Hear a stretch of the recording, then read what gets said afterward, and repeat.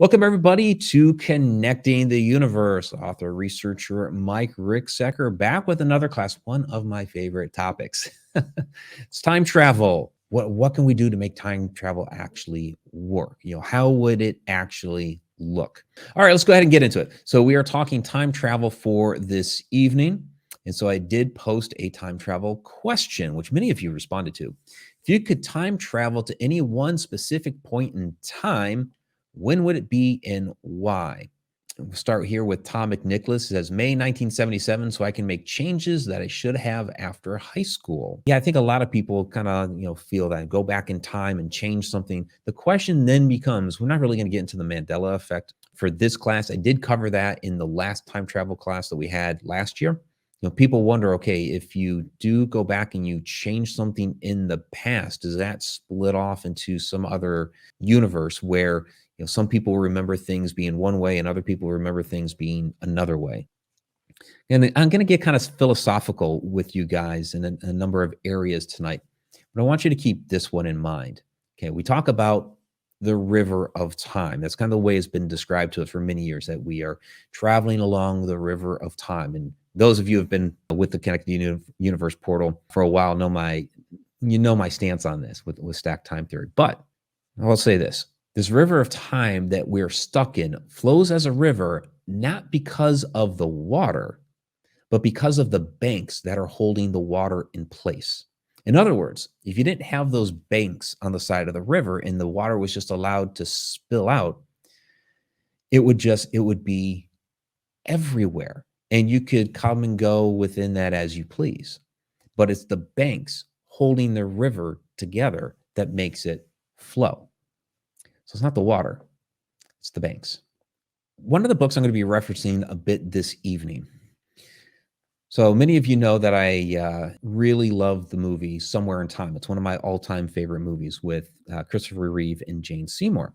When you get the actual book itself, which has been renamed Somewhere in Time, but the original title of the book was Bid Time Returns by Richard Matheson. If you actually read the book Bid Time Return, he references a few different books. He has his character Richard go to the library and he's reading through these different books, and one of them is this particular book right here, Man in Time by J.B. Priestley. Is an actual real book that he references. He's got a lot of interesting comments in here, a lot of commentary on time. So I do want to read some of these different quotes from him.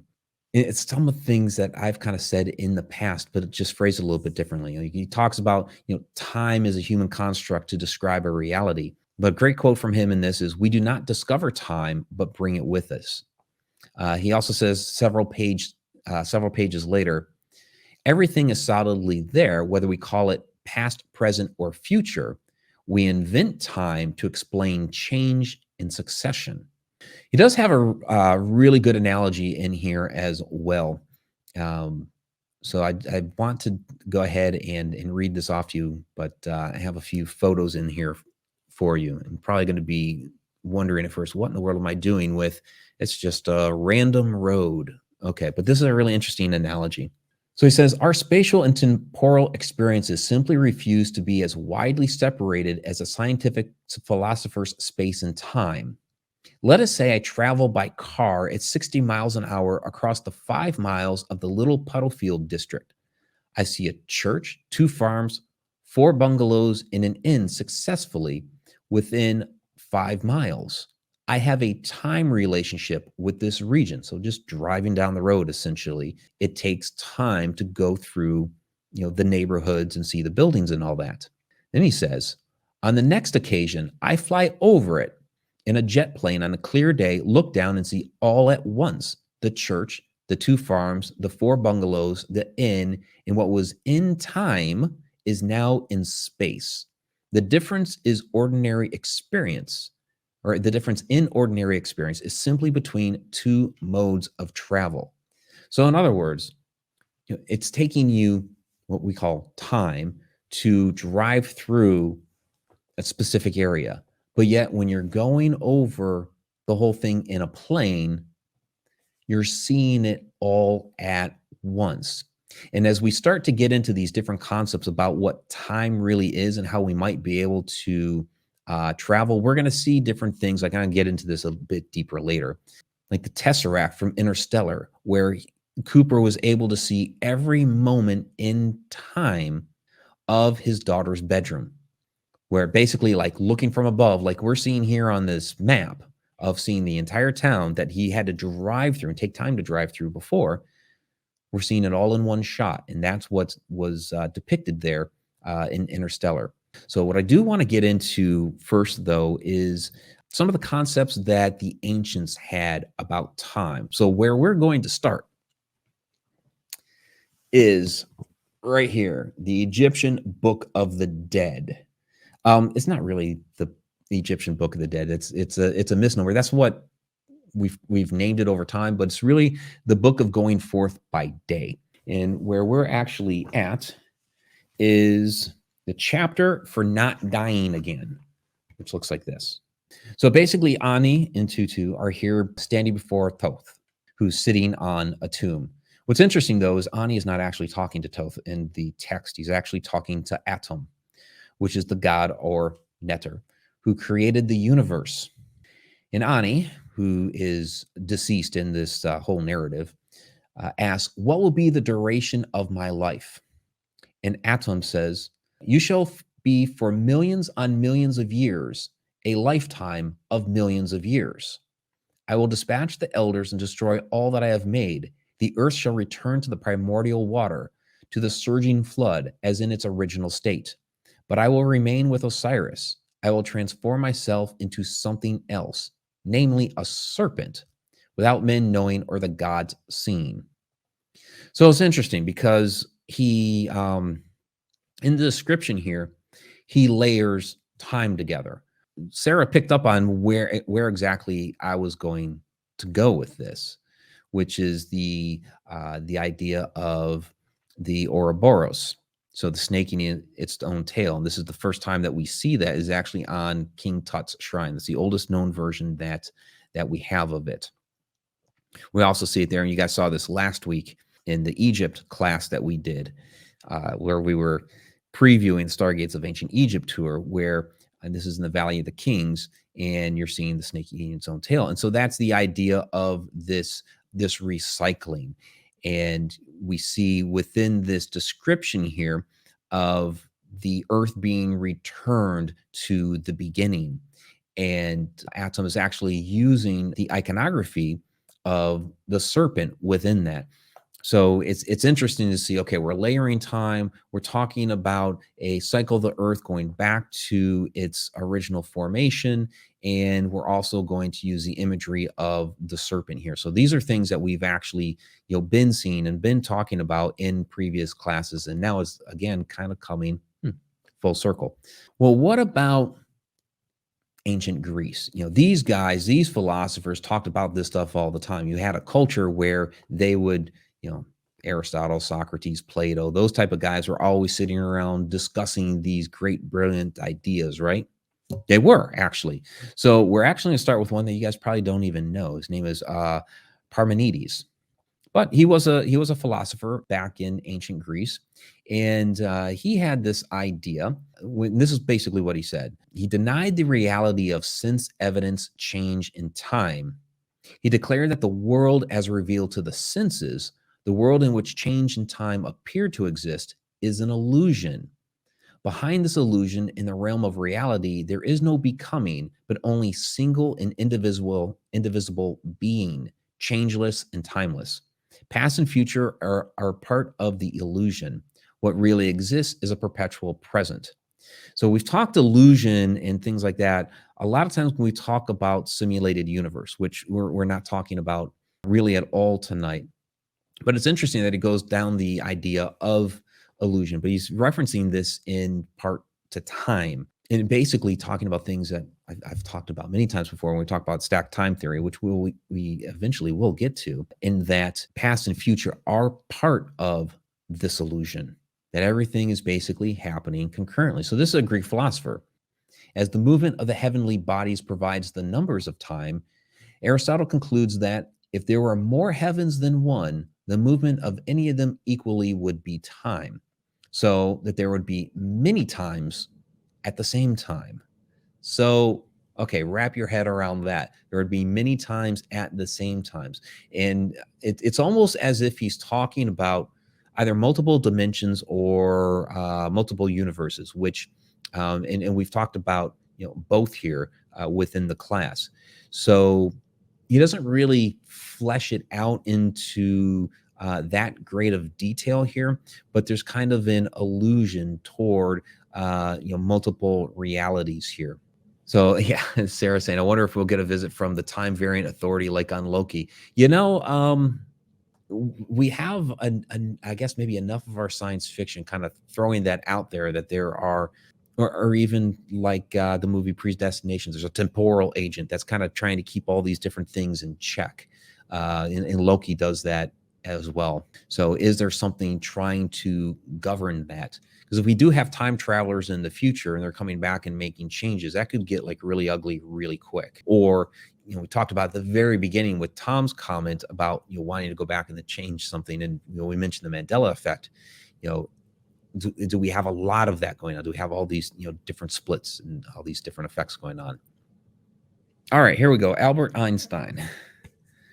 So we'll get to the quote here in just a second, but we're going to be talking about Albert Einstein's theory of relativity and some of his different concepts within here, specifically how time is woven together with 3 dimensions of space, forming a sort of bendy 4-dimensional space-time continuum, a block of universe, so to speak, encompassing the entire past, present, and future.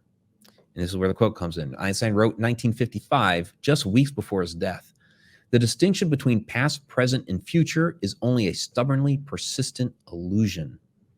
So he believed that, again, we talked about illusion earlier. Remember, we used that word. You heard it. And here's Einstein again.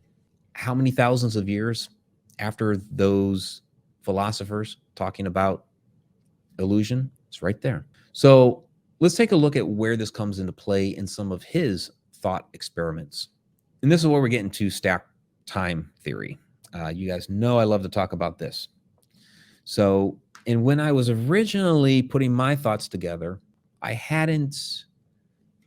didn't know that Einstein already had similar concepts when we put together his whole idea of the space-time continuum. I'm just like doing my own thought experiments and writing stuff down. And then when I finally decided to do some research into it, like, okay, I have these ideas. Is there something to that? Oh, boom, there's Einstein. So with stacked time theory, we're talking about for me, I view it as a stack of photographs. So I have a stack of photographs here. And for some reason, we don't know what the catalyst is. Okay, just say, every moment as I'm in this spot that I'm at, okay, has happened, is happening, and will happen. All those moments are happening concurrently. And they're all stacked up like that, every single moment. And we don't know what the catalyst is, but every once in a while, 2 of those moments will resonate at the same frequency. And I'll just pull a couple out here. And they resonate a little bit at the same frequency, and they blend into each other, and we get a glimpse of some things. And Einstein had the same idea. He didn't go so far as to talk about moments in time bleeding into each other, but he did go down the whole route of stacking up photos. And here's an example of a couple of dice falling and taking every moment that those dice are falling, taking a photograph of it and stacking it on top of each other. And you end up with this strange, what they were kind of calling a block universe, where you see this block and you see these lines of the dice kind of falling. And that is every moment that has happened, is happening, and will happen with those dice inside that space-time continuum.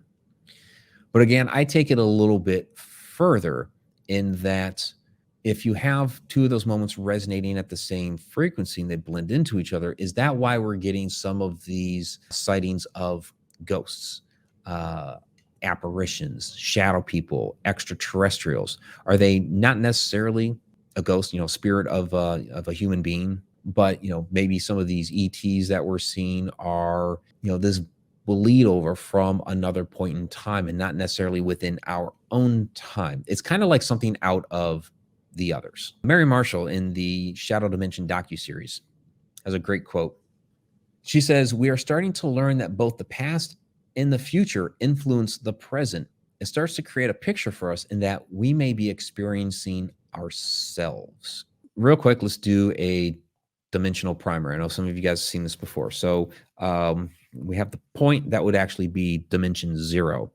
A line is our first dimension. A plane, what you see there is a square. Kind of think of that like a piece of paper. That would be 2D, two-dimensional. And then, we have a 3D block there. So that's three dimensions. So any sort of, object like that, that's third dimension. The observer is observing from the next dimension up. So we, as ourselves, our experience is from the fourth dimension, which we call time. So Michio Kaku on the Shadow Person episode that I did with Ancient Aliens, we get into talking about dimensions. And I will admit, I love Michio Kaku. I love his research. The way he presents it is in a very, very fun way. But I love that our conversation overlapped. We both talked about dimensions. That was something I really wanted with that show, and it happened. But he has a great analogy that he talks about in that show, and he uses the same analogy in his books as well. That's the fish in the pond. So Michio Kaku is a fantastic physicist, but he says, think of fish living in a pond. The pond is two-dimensional. The fish are stuck in the two-dimensional world, and they cannot visualize a third dimension. But you could lift one of these fishes into the third dimension, and they'd be shocked to realize there's a whole universe beyond their pond. Some physicists believe we are the fish. We spend all of our life in a three-dimensional pond thinking that's all there is, when right above us, there could be higher dimensions, hyperspatial dimensions up to 11. And in this photo here, you have interdimensional beings that are playing with the fish. So, but that's really the idea here. You have these beings that the fish, it's not part of their environment. This is from a world beyond. Again, we live in the fourth dimension, which we call time. Above time, okay, the fifth dimension. What does the fifth dimension look like? Well, we've kind of gotten heavy-handed in our idea of what the fifth dimension would look like. We've put together this idea of a tesseract. I'm not talking about the Marvel Magic Cube. That's just fantasy, and they use it as like a portal sort of a thing.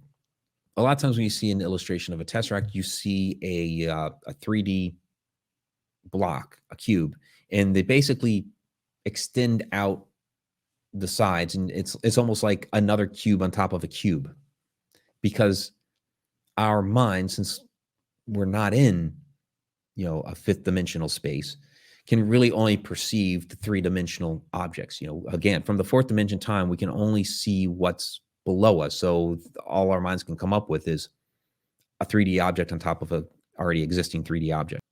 Basically, what he figured out to get back in time was to will his consciousness from where he was in 1980 to 1912. But I think the idea that's presented here is more of what we will actually see play out, that it will actually be more of willing the consciousness, or finding that vibration of of that particular moment in time to be able to send something back or forward in time.